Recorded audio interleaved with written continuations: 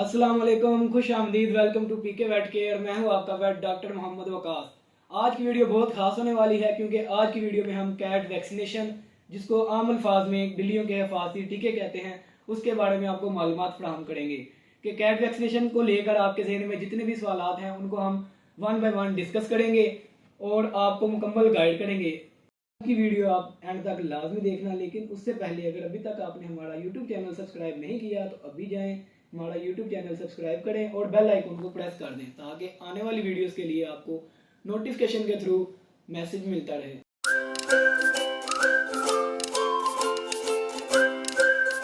चलो आओ अब हम अपने मेन पॉइंट की तरफ जाते हैं, जो कि आपके जहन में सवालात हैं उनको वन बाय वन डिस्कस करते हैं वैक्सीनेशन के हवाले से। नंबर वन पे अगर देखा जाए कैट वैक्सीनेशन के बारे में बहुत सारे लोग पूछते हैं कि कैट वैक्सीनेशन कब लगवानी चाहिए। तो अगर आपका किटन 2 मंथ का है तो आप उसको कैट वैक्सीनेशन लगवा सकते हैं, लेकिन कुछ डॉक्टर जो है वो रिकमेंड करते हैं कि आप 3 मंथ के बाद वैक्सीनेशन करवाएं। नंबर टू पे जो पूछे जाने वाला सवाल है कि वैक्सीनेशन की टाइप्स कौन सी हैं, तो पाकिस्तान में जो वैक्सीनेशन लगती हैं वो 2 तरह की हैं। एक बायोफिल पीसीएच, पी मतलब पैनलिकोपीनिया, सी मतलब कैल्सी वायरस, एच मतलब हर्पीज वायरस। ये 3 बीमारियों के अगेंस्ट इम्यूनिटी प्रोवाइड करता है। और दूसरी वैक्सीन जो है वो रेबीज की वैक्सीन है।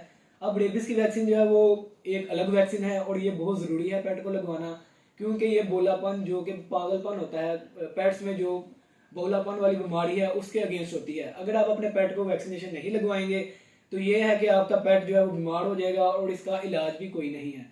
और ये ऐसी बीमारी है जो कि पेट से दूसरे पेट में और पेट से ह्यूमन में भी आ सकती है अगर वो आपको बाइट करता है, स्क्रैच करता है, और ये लाइलाज है तो आपके पेट की डेथ भी हो सकती है। तीसरे नंबर पे पूछे जाने वाला सवाल है कि क्या वैक्सीनेशन से पहले डिवर्मिंग करवाना लाजमी है। तो जी हाँ, वैक्सीनेशन से पहले मैं आपको रिकमेंड करूंगा कि 1-2 दिन पहले आप अपने पेट की डिवर्मिंग लाजमी करवा लें। उसकी वजह यह है कि अगर आप डिवर्मिंग नहीं करवाएंगे तो उसमें पेट के कीड़े जो वर्म्स हैं उसके लोड की वजह से वो बीमार हो सकता है, वायरल इन्फेक्शन का शिकार हो सकता है। और वैक्सीनेशन फेलियर के बाद आपका पेट बीमार भी हो सकता है, वायरल इन्फेक्शन का शिकार हो सकता है। इसलिए आपको रिकमेंड करूंगा कि आप वैक्सीनेशन से पहले 1 या 2 दिन वर्मिंग लाजमी करवाएं। नंबर 4 पे हम बात करेंगे वैक्सीनेशन स्केड्यूल के बारे में कि वैक्सीनेशन कब लगती है और कौन कौन सी वैक्सीन लगती है और कितने दिन बाद लगती है, ये हम आपको भी बताते हैं। चलें तो चलो आओ हम आपको बताते हैं। सबसे पहले आपको बताया था कि फर्स्ट डे पे आपने डिवॉर्मिंग करवानी है। डिवॉर्मिंग जब आप करवा लेंगे उससे सेकंड डे पे आपने बायोफिल पीसीएच की पहली डोज लगवानी है। पी मतलब पैनिकोपिनिया वायरस, सी मतलब कैल्सी वायरस, एच मतलब हर्पीज वायरस। अब इसके 21 दिन बाद आपने सेकंड डोज लगवानी है बायोफिल पीसीएच की, और उसके साथ ही आपने फर्स्ट डोज लगवानी है रेबीज वैक्सीन की। अब रेबीज वैक्सीन की इसके 21 दिन बाद दोबारा दूसरी डोज आपने लगवानी है। अब दोनों वैक्सीन की दो दो डोज मुकम्मल हो जाएंगी। अब इसका जो एनुअल बूस्टर होगा वो हर साल बाद लगा करेगा, उसमें दोनों वैक्सीन जो है वो इकट्ठी लगा करेंगे। डॉक्टर्स ये भी रिकमेंड करते हैं कि अगर आपका पेट 3 मंथ का हो जाए तब आप उसको बायोफिल पीसीएच और रेबीज की वैक्सीन इकट्ठी लगवा सकते हैं। उसके 21 दिन बाद इन दोनों की बूस्टर शॉट लगेगी, फिर उसके बाद एनुअली रिपीट होगी। क्योंकि ये जो रेबीज की वैक्सीन है ना, ये 12 वीक से पहले आप नहीं लगा सकते, 75 to 90 डेज के बाद ही लगती है। तो इसलिए कुछ डॉक्टर जो हैं वो 2 मंथ पे बायोफिल की लगाते हैं, फिर जब बायोफिल की बूस्टर लगती है उसके साथ रेबीज की लगाते हैं। लेकिन आप वो दूसरे वाला तरीका भी फॉलो कर सकते हैं। आप 3 मंथ के बाद अपने पेट को वैक्सीन करवाएं, उसमें आप बायोफिल पीसीएच और रेबीज की वैक्सीन इकट्ठी लगवा सकते हैं। नंबर 5 पे पूछे जाने वाला सवाल है कि बिल्लियों में बाल गिरने की कोई वैक्सीनेशन होती है या नहीं। तो आपको मैं बताता चलूँ कि ऐसी कोई वैक्सीन नहीं होती। वैक्सीन दरअसल इसलिए होती है कि वो आपकी बिल्ली को वायरल इन्फेक्शन के खिलाफ इम्यूनिटी प्रोवाइड करती है। लेकिन ये जो बाल गिरने वाला प्रोसेस है ये एक मैनेजमेंटल इशू है। अगर आप अपनी बिल्ली को खुराक अच्छी नहीं देते, उसकी न्यूट्रिशन पूरी नहीं करते, उसको अच्छे से ग्रूम नहीं करते, उसकी जो रिक्वायरमेंट्स हैं, इन्वायरमेंटल जो रिक्वायरमेंट्स हैं वो पूरी नहीं करते, तो उस वजह से बिल्ली के बाल गिरते हैं।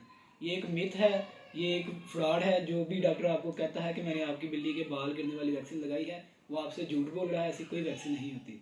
नंबर 6 पे पूछे जाने वाला सवाल है कि क्या एनुअल वैक्सीन लगवाना ज़रूरी है। तो जी हाँ, एनुअल वैक्सीन लगवाना बहुत ज़रूरी है, क्योंकि अगर आप एनुअल वैक्सीन नहीं लगवाएंगे तो आपके पेट का जो इम्यूनिटी टाइटर है वो लो हो जाता है, और इम्यूनिटी टाइटर लो होने की वजह से वायरल इन्फेक्शन होने के चांसेस ज़्यादा हो जाते हैं। इसलिए मैं आपको रिकमेंड करूँगा कि आप एनुअल बूस्टर, एनुअल वैक्सीन लाजमी लगवाएं।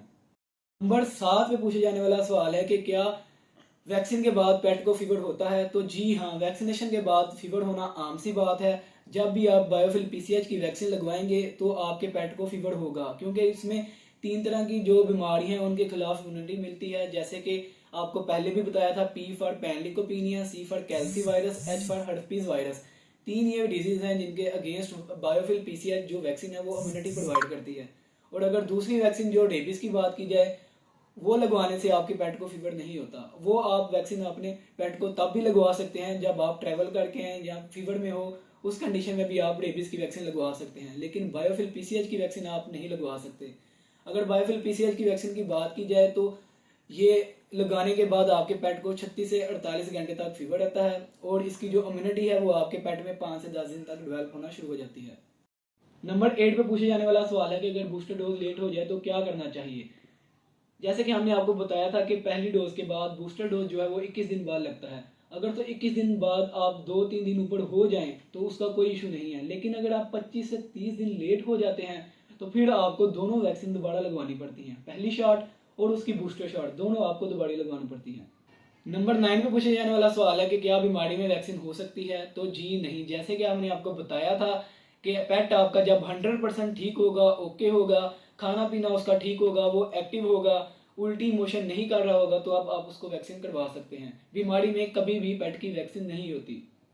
नंबर 10 पे अक्सर लोग पूछते हैं कि हमारी बिल्ली को अगर ऑलरेडी वैक्सीन हो चुकी है और उसके बाद उसको किसी डॉग ने बाइट कर लिया है तो क्या हमें दोबारा से वैक्सीन करवानी चाहिए। तो मैं आपको यही रिकमेंड करूंगा कि आप दोबारा वैक्सीन लाजमी करवा लें। और खुदा न ख्वास्ता अगर जिस डॉग ने आपकी बिल्ली को बाइट की है अगर उसको बावलापन की बीमारी है, पागलपन की बीमारी है, तो आपको फौरन अपने किसी वेट डॉक्टर से रजू करना चाहिए और उसको वैक्सीन लगवानी चाहिए। और जब इस सेंस में अगर जब किसी बावलापन डॉग ने या पागल कुत्ते ने आपकी बिल्ली को काट लिया है, इसमें जो वैक्सीन लगने का पैटर्न होता है वो नॉर्मल वैक्सीन के पैटर्न से डिफरेंट होता है।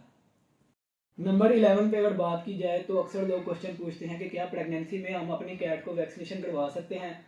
तो इस अगर हम कंपनी की रिकमेंडेशन के हवाले से देखते हैं तो आप करवा सकते हैं, लेकिन फिर भी आपको ना चंद बातों का ख्याल करना चाहिए कि जिन हालात में आपको अपनी बिल्ली को वैक्सीन नहीं करवानी। उसमें आ जाता है कि अगर आपकी बिल्ली को लूज मोशन है, आपकी बिल्ली स्ट्रेस में है, आपकी बिल्ली अगर डिप्रेस है थोड़ी, तो आपको इस सेंस में वैक्सीनेशन नहीं करवानी चाहिए, क्योंकि जैसे कि आपको पहले भी बताया था जब आप वैक्सीनेशन करवाते हैं तो बिल्ली में फीवर हो जाता है और फीवर की वजह से बिल्ली मिसकैरेज कर सकती है। नंबर 12, अक्सर लोग सवाल करते हैं कि बिल्ली को कब तक वैक्सीन लगवानी चाहिए।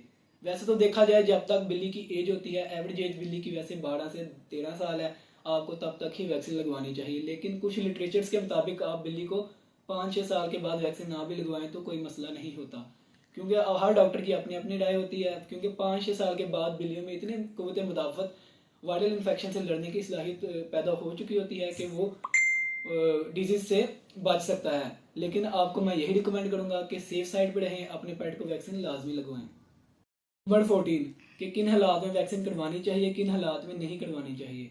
अगर तो देखा जाए आप किसी जगह से ट्रैवल करके आए हैं या किसी जगह ट्रैवल करके जा रहे हैं, आपके घर में कोई मेहमान आया है, आप अपनी बिल्ली को सेपरेट कर देते हैं, उसको टाइम नहीं दे रहे, जिसकी वजह से वो बिल्ली स्ट्रेस में चली जाती है, तो तब आपने अपनी बिल्ली को वैक्सीन नहीं करवानी, क्योंकि वो ऑलरेडी स्ट्रेस में होती है। आप वैक्सीनेशन करवाएंगे तो वो ज़्यादा स्ट्रेस में चली जाएगी, जिसकी वजह से उसको वायरल इन्फेक्शन हो सकता है। अक्सर लोग पूछते हैं कि वैक्सीन का फ़ायदा क्या है। अब वैक्सीन जो है ना वो आपकी बॉडी में ना जो वायरल इन्फेक्शन होते हैं बिल्लियों के, उनके अगेंस्ट इम्यूनिटी प्रोवाइड करता है। अब जो पेट है ना जिसको वैक्सीन नहीं लगी, उसमें तो 100% चांसेस हैं कि उसकी डेथ ही होगी, क्योंकि उसमें कुव्वत मुदाफ़त ही नहीं होती कि वो बीमारी से लड़ सके।